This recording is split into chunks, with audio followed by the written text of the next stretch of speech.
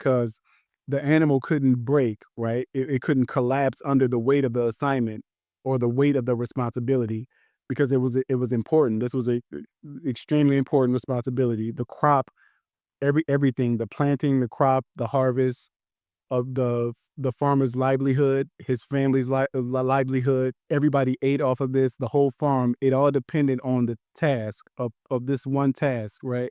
And it depended on this one animal. So the farmer would usually pick an ox, right? Because the ox is not only strong, but it has endurance, and they're able to pull heavier loads, and then pull those loads for longer periods of time than any farm animal, right? Any other animal. They have strength to bear. So now the plow is heavy, right? And it's burdensome. It's hard to pull, right? So it seems unfair to the ox that it has to bear such a heavy weight, right? To the ox, it seems cruel. It might seem harsh, right? But to the farmer, it looks necessary.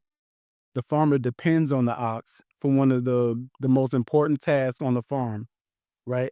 Because the farmer knows that no other animal can bear that kind of weight, right? That kind of responsibility like the ox can. So I learned a lesson that some of us are selected for suffering and selected for a specific suffering because God depends on us to suffer well without breaking, right?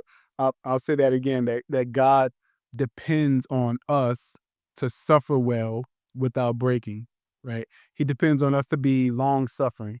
So you think that you're weak because you're under a load, right? A heavy load.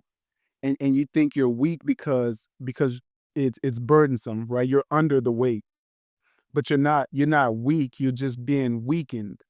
And that's a difference. It's a big difference, right? You're being weakened under the weight, under the load.